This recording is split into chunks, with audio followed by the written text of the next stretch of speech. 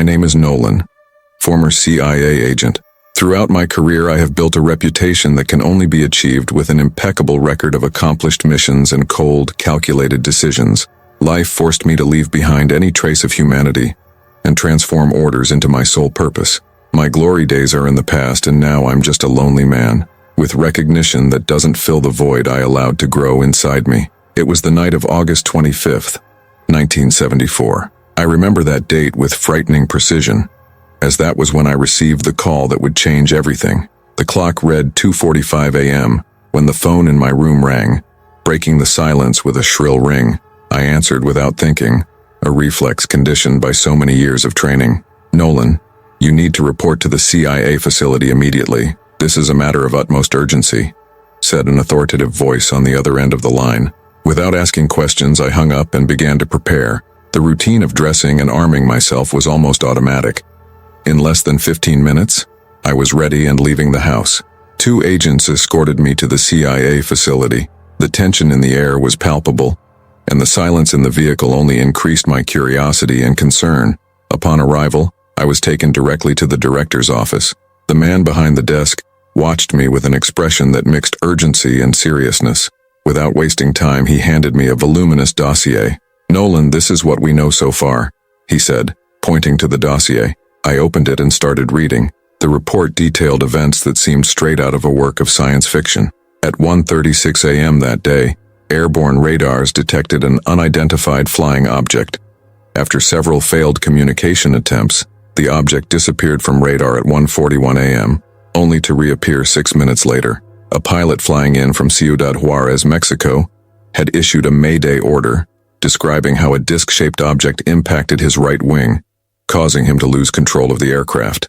The plane ended up crashing into the ground on the Mexican side, and communication was abruptly interrupted. The situation became even more alarming when 2 F-111 fighters were sent to intercept the object. The transcripts of conversations between the pilots and mission control were chilling. The pilots described the UFO's impossible maneuvers, its incredible speed, and the direct impacts it suffered. Mission control alerted all pilots. "An unidentified object has been detected in the South 3 quadrant. Proceed with caution." The pilots' responses were full of tension. "Eagle here, Eagle." Approaching the objective from the east. "Maverick here, Maverick, in position, viewing. It seems fast and erratic." "Falcon here, Falcon, joining me from the north, trying to flank." "Wolf here, Wolf, coming from the south to support Falcon." "Spartan here, Spartan, in command from the west, closing in. Let us maintain formation and proceed with caution." The description of events was clear. The UFO carried out evasive and offensive maneuvers with lethal precision. One by one, pilots reported failures in their systems and loss of control. Finally, Spartan decided to perform a kamikaze maneuver, sacrificing himself in a desperate attempt to stop the object. "Spartan here, Spartan. I'm the last one operational. There's no other option. I'm going to try a kamikaze maneuver. It's now or never." "Mission control here, Spartan. Reconsider. There are other means." "Spartan here, there's no time. It's our last chance." Spartan, aware of the consequences, ignored the warnings and carried out the maneuver. The object was impacted, but the consequences of this mission would remain etched in the memory of everyone involved, especially me, who was a witness and part of this event that changed the course of history. From that moment on, my life would never be the same. The missions, which previously seemed routine, began to carry a greater weight, a feeling that there was something beyond what the eyes could see, something I had never imagined facing. I found myself in a world where the impossible was not only real, it was closer than I could bear. From that night on, my life took a turn I could never have anticipated, and what was once just a mission became a search for answers that might never be found. My name is Nolan, and I am a former CIA agent. Over the years, I have built a reputation based on an impeccable track record of missions accomplished with precision and cool, calculated decisions. Life taught me to put aside any trace of humanity and follow orders as my only purpose. Today, the glory days are behind me, and I'm just a lonely man, carrying the weight of honors that don't fill the void that has formed inside me. On the night of August 25th, 1974, something happened that changed everything. I remember that date with frightening clarity. It was 2:45 a.m. when the phone in my room rang, breaking the silence of the night with an insistent ring. I answered automatically, a reflection of so many years of training. "Nolan, you need to report to CIA headquarters immediately. This is a matter of utmost urgency," said an authoritative voice on the other end of the line. Without question, I hung up the phone and started getting ready. The routine of dressing and arming myself was almost automatic. In less than 15 minutes, I was ready and leaving the house. 2 agents escorted me to CIA headquarters. The air was thick with tension, and the silence inside the car only increased my curiosity and concern. Upon arrival, I was taken directly to the director's office. He looked at me with a serious and urgent expression. Without wasting time, he handed me a thick dossier. "Nolan, the situation is critical. We need you to retrieve the object and find out what is going on. This mission is of the highest priority and absolute secrecy," he said firmly. I knew the task would be difficult, and the weight of responsibility was already beginning to fall on my shoulders. I left the director's office with the dossier in hand, feeling the weight of responsibility. The phrase "you know what to do" echoed in my mind, loaded with a clear expectation. There was no room for error. Before acting, the CIA needed to follow diplomatic protocol. Members of the agency were waiting for the Secretary of Defense to obtain permission from the Mexican government to extract the plane and the unknown object. The hours passed amid growing tension until the answer finally arrived. The Mexican government denied permission.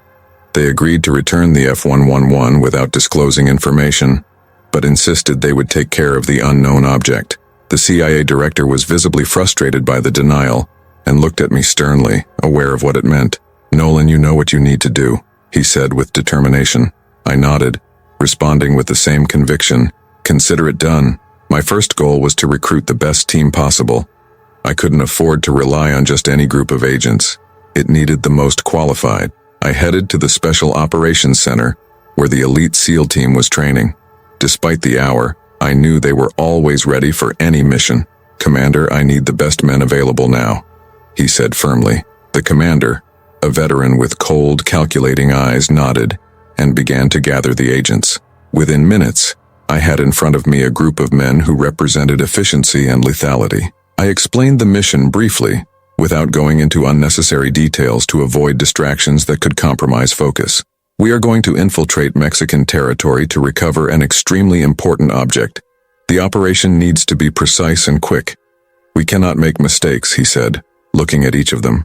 The agents nodded, and the seriousness on their faces reflected their understanding of the gravity of the mission. We immediately moved on to planning. We met in a briefing room where we mapped out the operation. "Our target is on the move, being transported by a convoy to an unknown location. We will intercept the convoy at this point," he said, pointing to the map we had memorized. "We will divide the team into 2 groups, one for interception and one for extraction. Constant communication will be crucial. We need to be prepared for possible hostile confrontations," I continued. Each team member had a specific task, and coordination would be essential to avoid casualties and ensure the success of the mission. The tension was palpable, but so was the determination. We knew there was no room for doubt. Before leaving, I personally reviewed the equipment: weapons, ammunition, communication devices, and medical equipment. I couldn't allow myself to leave anything to chance. SEALs were experts, but even the best need to be prepared for any eventuality. We headed to the takeoff point where a helicopter was waiting for us. The darkness of night enveloped us as we boarded. The sound of rotors filled the air, and the helicopter took off toward the Mexican border. The flight was silent, each of us lost in our own thoughts, aware of the mission ahead. The tension in the group was tangible, but so was the confidence in our abilities. We had trained for this, and we were ready. As we approached the border, the landscape became more desolate. The city lights were left behind, replaced by the darkness of the desert. The helicopter landed in a clearing close to the border. The night was still our ally, and we used the darkness to move without being detected. We headed to a safe area, where we had a vehicle waiting. "The unknown ship is moving. Stay alert and follow instructions to the letter. We can't make mistakes," I reminded the agents as I checked the equipment for the last time. "We use advanced tracking devices and intelligence data to locate the convoy." The wait was tense, and every minute felt like an eternity as we maintained constant contact with our informants. Finally, using the provided coordinates, we detected the convoy moving along a secondary road protected by armored vehicles. "Target sighted," one of the agents reported, observing through night vision binoculars. Perfect, prepare the ambush, I ordered, pointing out the strategic points on the map that we had memorized.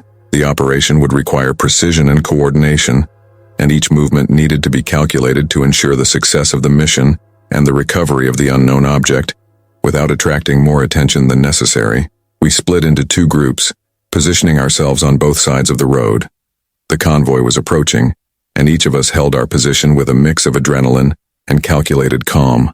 The sound of the engines broke the silence of the night, and at the exact moment we took the first step. "Now!"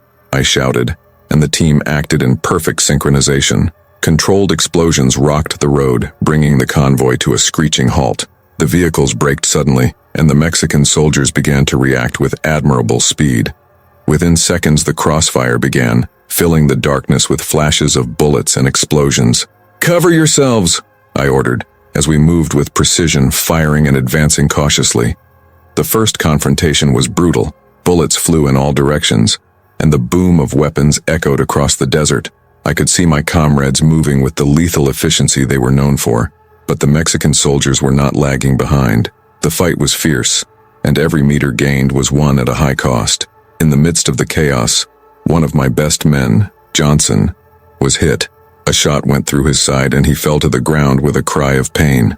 My heart stopped for a moment, but there was no time to hesitate. I ran to him, dragging him to shelter while trying to stop the bleeding with a makeshift tourniquet. "Hang in there, Johnson," he said, putting pressure on the wound as he struggled to stay conscious. The smoke and dust raised by the intense confrontation made it difficult to see around us. Amid the confusion, I didn't notice that an enemy soldier had approached from the rear. I heard a sharp click and turned my head to see the soldier trying to pull the trigger on his gun, but the magazine was already empty. My gun was on the floor as I had dropped it to help Johnson. The enemy took advantage of the opportunity and kicked me in the chest, making me fall backwards and buying time to reload his weapon. Without wasting time, I threw myself at him, driven by adrenaline. I stuck a knife in his leg, leaving him injured. Despite the pain and injury, the enemy soldier, now distraught and enraged, drew his own knife, and a hand-to-hand fight ensued. The combat was intense. My senses were heightened as I dodged and attacked with precision. I maintained my strength and agility, not giving the enemy a chance to recover. With a quick and decisive movement, I plunged the knife into his chest. The soldier fell to the ground, his body convulsing before lying motionless. As the fighting continued around us, my companions, with lethal coolness, quickly ended the lives of those escorting the ship. I took a deep breath for a moment, knowing the price had been high. Johnson was still fighting for his life, and the severity of his injury was evident. I knew he needed urgent medical attention, and we hoped our evacuation team was ready. "Train secured," informed one of the agents, while others began to inspect the vehicles. We headed to the vehicle transporting the unknown ship. The tension was still in the air, but at least we had overcome the first test. The real challenge was just beginning, and we knew we couldn't let our guard down for even a second. I approached the dying soldier, noticing that he was not wearing a Mexican army uniform. I asked him why they were so interested in that object. "Why so much interest in this ship?" I asked, while my knife was still dripping with blood. Breathing heavily, the soldier replied in a weak voice, "We were taking her to Teotihuacan, where the Pyramid of the Sun is located. These creatures that manned the ship were our gods in the past. The pyramid was supposed to be their final resting place." He spat out blood and took his last breath, leaving a feeling of uneasiness and mystery in the air. I knew that this information changed everything, and that the true meaning of our mission was just beginning to reveal itself. While the rest of the team secured the convoy and inspected the ship, my thoughts revolved around what the dying soldier had revealed. Ancient gods, the Pyramid of the Sun. The mission, which was already complicated, had just taken on a new dimension. I knew we couldn't waste any more time. We needed to get that ship to the secret base and find out what was really going on. The real challenge was about to begin. Although we had overcome the first trial, the dying soldier's words resonated in my mind, adding a layer of mystery and danger to our mission. With the convoy secured and the confrontation over, the team gathered around the vehicle transporting the alien ship. The atmosphere was tense, charged with anticipation and anxiety. We knew that what we would find inside could change everything we thought we knew. "Open this carefully. I want everyone to be on high alert," I ordered. As we approached the armored container hiding the ship, we used special tools to cut the locks, and opened the vehicle doors. Once opened, the ship was exposed before us. A metallic object with an aerodynamic and sinister shape. The surface reflected the light from our flashlights, creating a shadowy glow. The shadows created by the flashlights looked like living creatures, moving unsettlingly as we illuminated the interior of the ship. I approached the entrance cautiously, closely followed by some of my men. The ship's door opened with a hissing sound, releasing stagnant air that smelled of ozone and metal. I took a step forward, and what I saw inside took my breath away. Inside, we found bodies that were not human. They were beings of majestic and terrifying appearance, dressed in robes richly decorated with symbols that I could not immediately recognize. Their faces were a disturbing mix of human and animal features, with features reminiscent of jaguars. Their eyes were large and luminous, and sharp fangs protruded from their mouths. "My God," one of my men muttered, unable to look away. We moved closer, inspecting the bodies carefully. Despite being mutilated, their clothing and accessories were incredibly well preserved. They wore elaborate headdresses with brightly colored feathers, and in their hands they held scepters adorned with precious stones. It was as if we had encountered the ancient gods of the Aztecs and Mayans, frozen in time. The emotional impact was profound. Each of us was caught between amazement and fear. The reality of our mission had changed drastically. These creatures weren't just aliens. They were beings that, at some point, were venerated as gods by the ancient civilizations of Mexico. "This is unbelievable," I muttered, trying to process what was before me. They look like the jaguar gods of the Aztecs and Mayans. Their clothes, their headdresses, everything. "What does that mean, Nolan?" "Zrania," asked one of the agents, his voice shaking slightly. "I don't know," I replied, "but it's clear that what we have here is much more than a simple alien ship. It could rewrite human history." The parallelism with the ancient gods was undeniable. The majesty of their appearance, combined with the ship's advanced technology, suggested that these creatures could have influenced Mesoamerican cultures in ways we never imagined. We took a moment to take it all in, knowing that every detail would be crucial to understanding the true nature of what we had found. Questions flooded my mind. Were these beings really the ancient gods, or were they simply confused with them by ancient civilizations? The discovery inside the ship left us in a state of awe and reverential awe. We knew that what we had in our hands was more than just an alien ship. It was a link to humanity's past. But there was no time for prolonged contemplation. The mission was not yet over. "Regroup," I ordered, trying to stay calm and focused. The team came together quickly, each processing what we had seen in their own way. Despite the surprise, efficiency and professionalism prevailed. We made sure the ship was properly secured for transport. Meanwhile, we prepared an area to honor Johnson, who had given his life on this mission. We gathered around his body, draped in the American flag. He had been a good man and an exemplary soldier. His sacrifice would not be forgotten. Johnson gave his life so that this mission could continue. We cannot allow his sacrifice to be in vain. Let's take this ship to the base and find out the truth for him and for everyone who gave their lives in the line of duty, he said with firmly, while the team nodded solemnly. After the brief but emotional tribute, we focused on logistics. The ship was fixed to a trailer specially adapted for its transport, ensuring it was safe. Throughout the mission, every move was carefully planned to ensure that the ship and the discoveries contained within it reached the base without further complications. The soldiers' words and the presence of those mysterious figures inside the ship only increased the feeling that we were about to unveil something that would go far beyond what any of us could imagine. Everything was completely covered to avoid any kind of detection or interference during the trip. "All ready, boss?" one of the agents reported. "Great, let's get moving. We can't afford any delay," I replied. The convoy began its journey towards the Nevada desert, where a secret base awaited us. The crossing was long and full of tension. We all knew we were transporting something monumental, something that could change the course of history. During the trip, my thoughts returned to the dying soldier who had revealed the connection to Teotihuacan and the ancient gods. The implications of his words were profound. What did these creatures really mean to ancient civilizations? And what did this imply for us in the present? The road stretched endlessly under the night sky, and the silence in the vehicle only amplified my reflections. My companions were equally immersed in their own thoughts. We knew we were transporting something that was not just a scientific mystery, but but also a cultural and historical enigma. The light of dawn began to peek through the mountains as we finally arrived at the secret base in the Nevada desert. The facility, surrounded by electrified fences and with surveillance towers at each corner, emanated a sense of mystery and security. We were received with a mixture of amazement and respect, aware of the magnitude of what we had brought.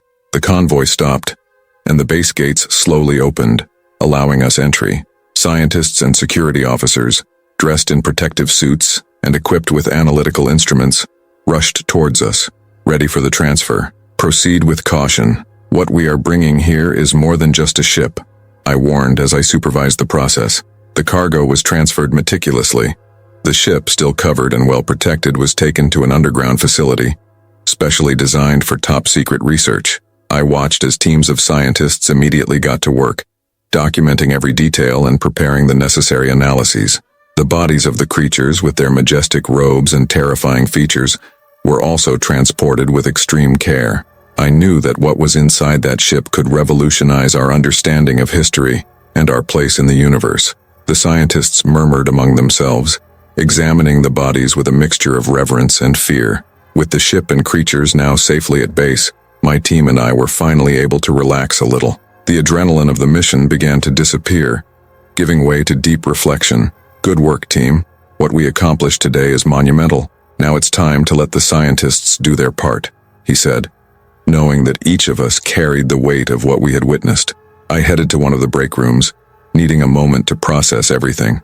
As I was lost in thought, the CIA director entered the room. His presence was imposing, and his eyes reflected both pride and respect. Nolan, you did it. We knew this mission would require someone with your skill and determination, he said, extending his hand to congratulate me.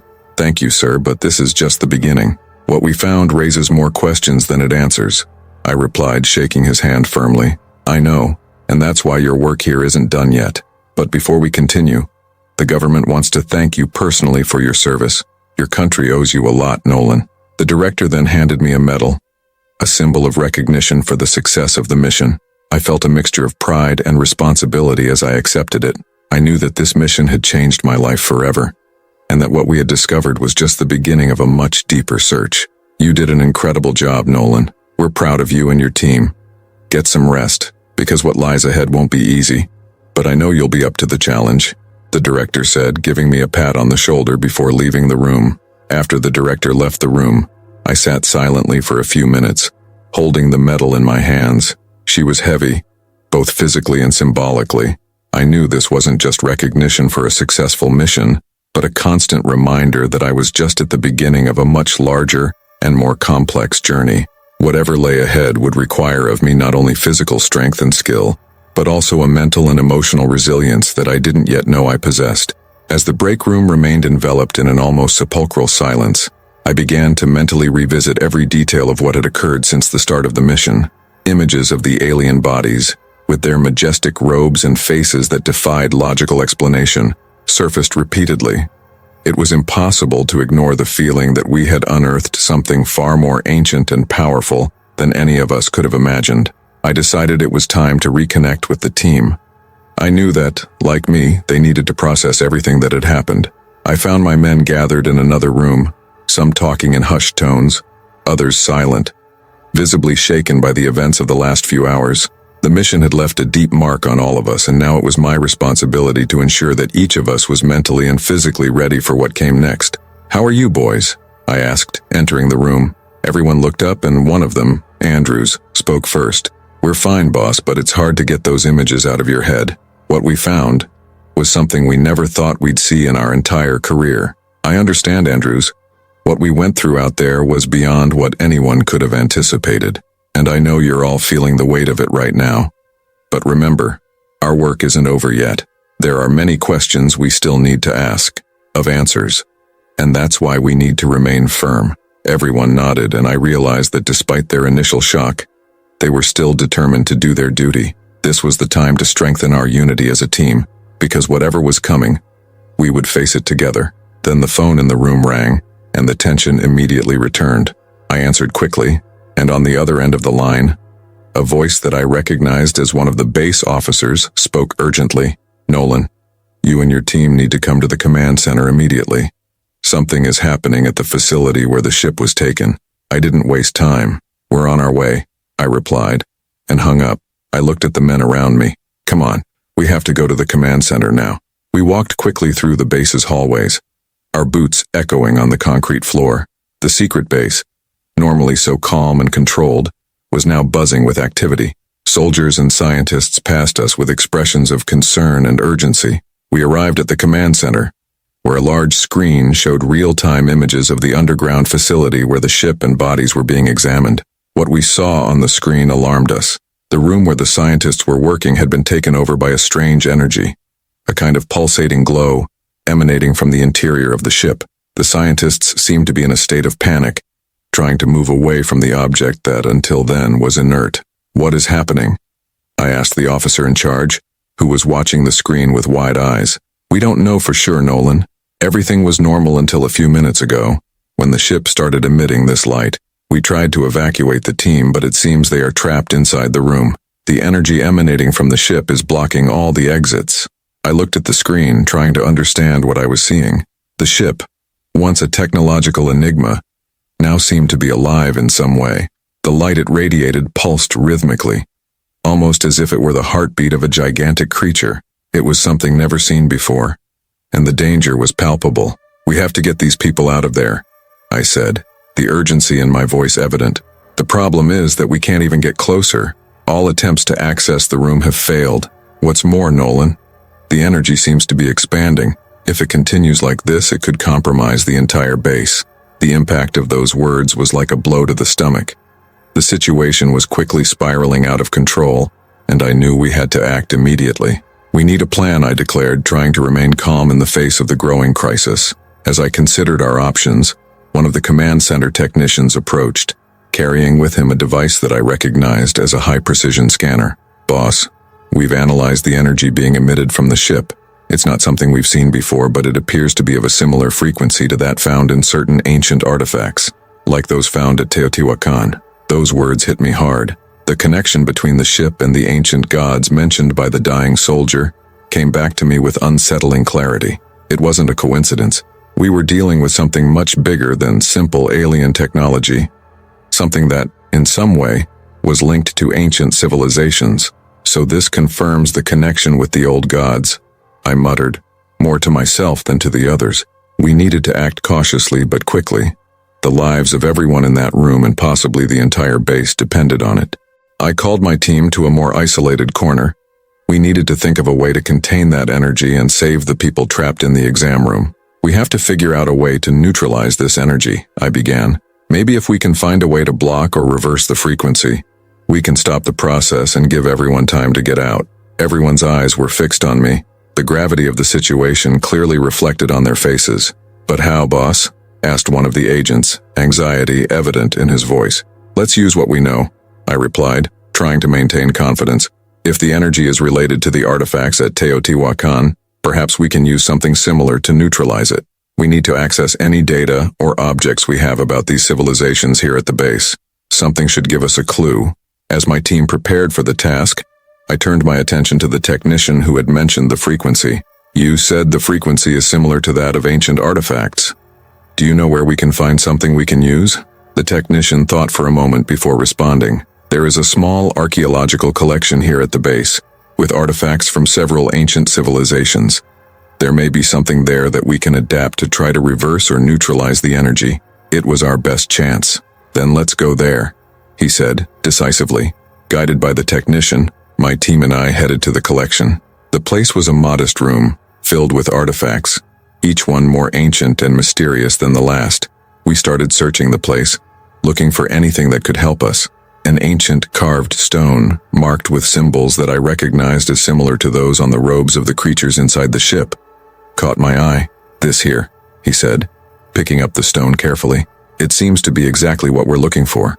Perhaps we can use these symbols to tune the frequency and neutralize the energy. With the stone in hand, we returned to the command center. Time was short, and the energy continued to grow. I instructed the technician to begin working immediately, using the stone to try and tune to the correct frequency.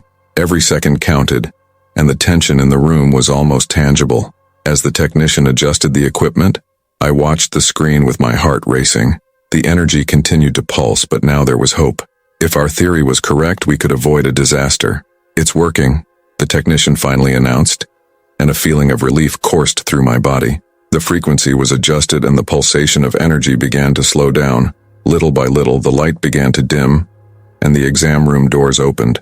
The scientists, visibly shaken, began to leave, some barely able to walk because they were so exhausted. "We did it," I whispered to myself, watching them with relief. But at the same time, a feeling of restlessness remained. This was just the beginning of something much bigger, and I knew that despite today's success, the challenges to come would be even more difficult.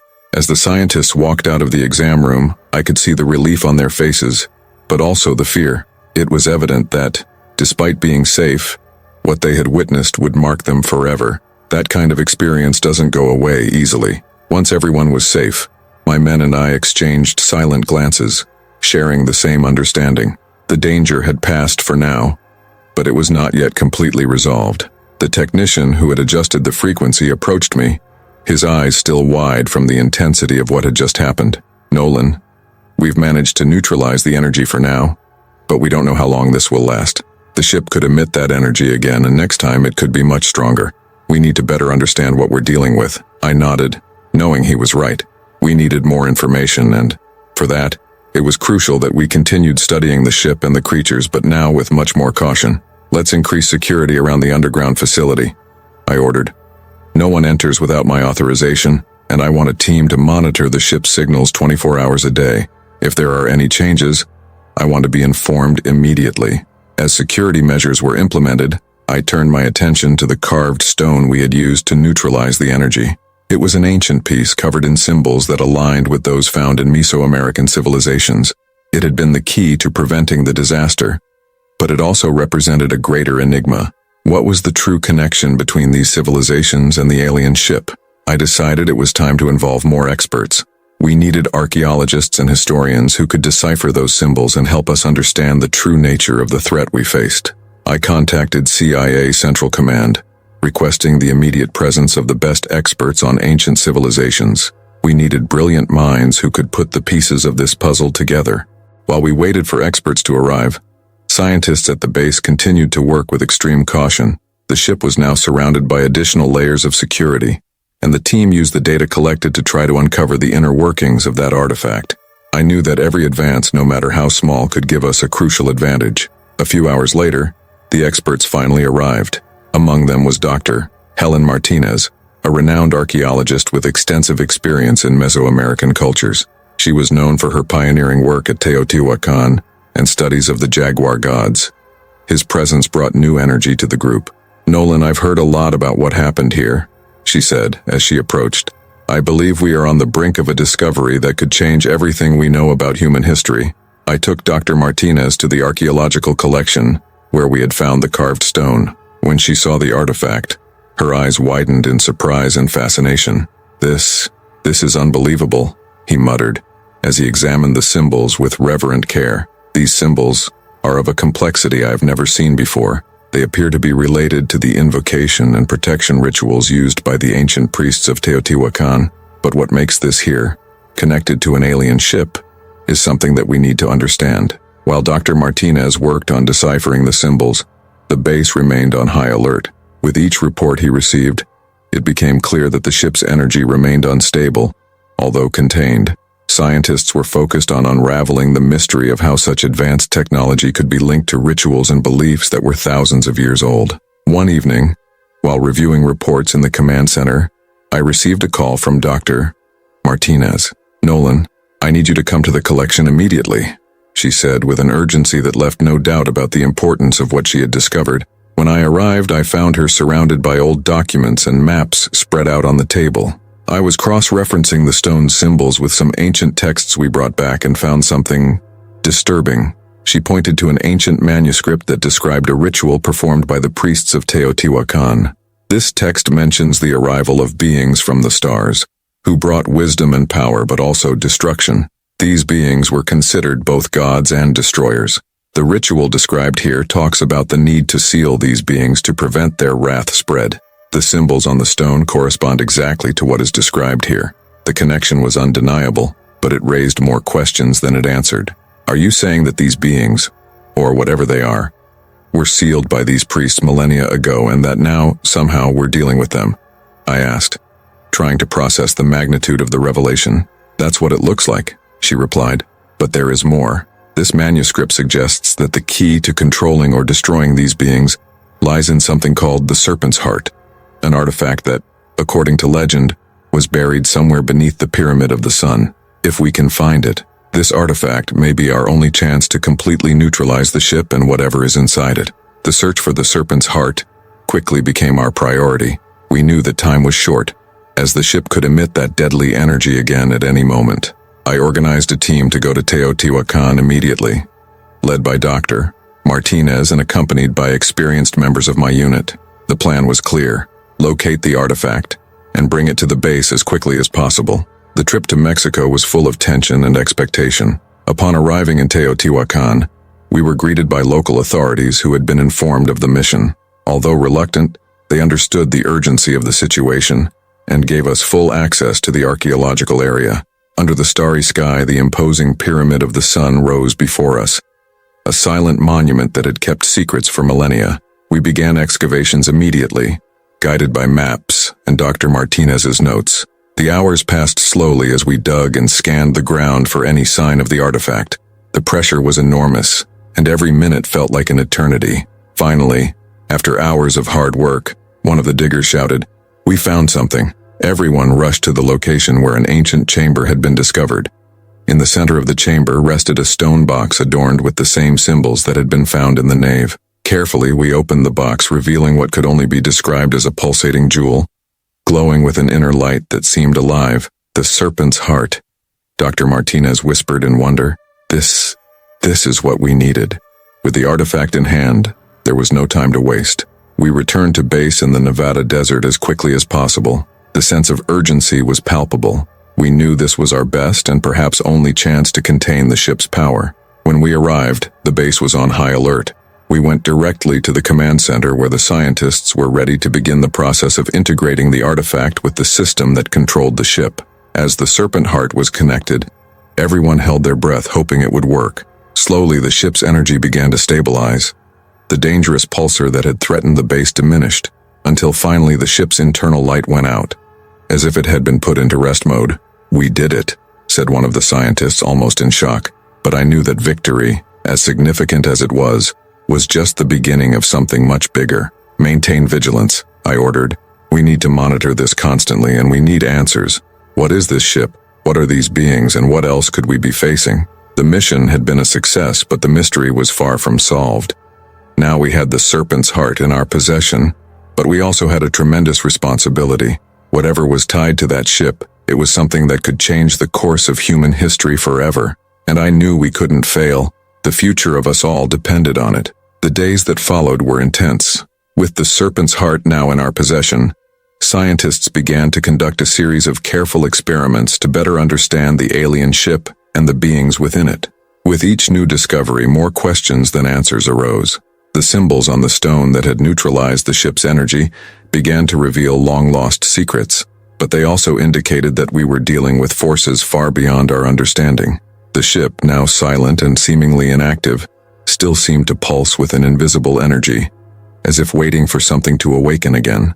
The Serpent's Heart had stabilized the situation, but no one was completely sure that it would be enough in the long term. The connection between the ancient Mesoamerican gods and the alien ship remained a deep and disturbing mystery. Dr. Martinez and her team of archaeologists, working side by side with the base's scientists, gradually unraveled the mysteries of alien symbols and technology.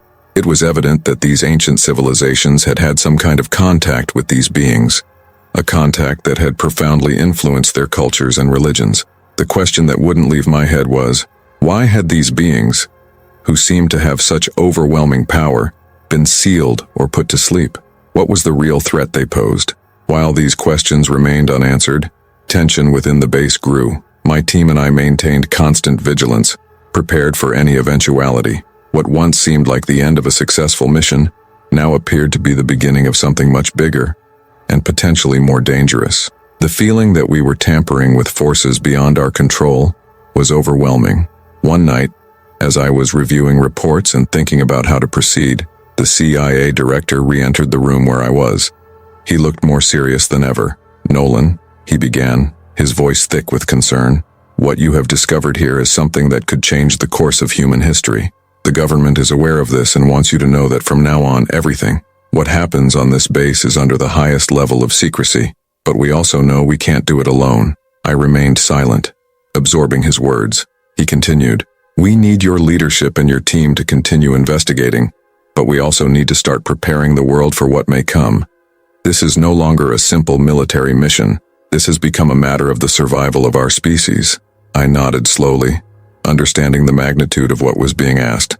"We will do whatever is necessary, sir," I replied firmly, "but we need to be prepared for all possibilities." The director gave me a slight smile, full of tiredness and gratitude. "I knew we could count on you, Nolan. What's coming will take everything from us." In the following weeks, investigations continued, but a new reality began to take shape. We discovered that the ship was not just a vehicle, but a kind of time capsule, designed to preserve and protect the beings inside until the right moment came to awaken them. But who determined this moment, and what would be the purpose of this awakening? These questions led to a consensus among scientists and archaeologists. We needed to find a way to permanently disable the ship, or at least ensure that these beings would never be released again. The Serpent's Heart had given us a temporary advantage, but we knew it was not a permanent solution. A final expedition was organized to return to Teotihuacan and further explore the secrets hidden beneath the Pyramid of the Sun. Dr. Martinez led the team, while my unit and I provided protection and support. For days we worked tirelessly, digging, exploring, and analyzing. Finally, in a hidden chamber, we find what we believe to be the true control for the ship. It was an ancient device, made from a material that defied all our modern technology. The symbols engraved on it were similar to those we had already seen, but much more complex. With the utmost care, we activate the device. An intense light emanated from him, and for a brief moment, we felt a deep connection to something far beyond our understanding. Then the light disappeared, and we knew we had made it. The ship was now permanently decommissioned, sealed away forever, along with the secrets it carried. When we returned to base, a mix of relief and sadness washed over everyone. We had completed the mission, but the emotional and psychological cost was high. We were all aware that although we had sealed this threat, what we discovered raised questions that would forever change our view of the world and the universe. Now, with the ship permanently sealed and the creatures forever dormant, I knew our mission had come to an end, but what we had learned and faced would change us forever. For all of you who have followed this story so far, I want to thank you for embarking on this journey with us. I hope you were as intrigued as we were during this mission. If you liked the story, don't forget to subscribe to the channel, leave a like and comment what you thought.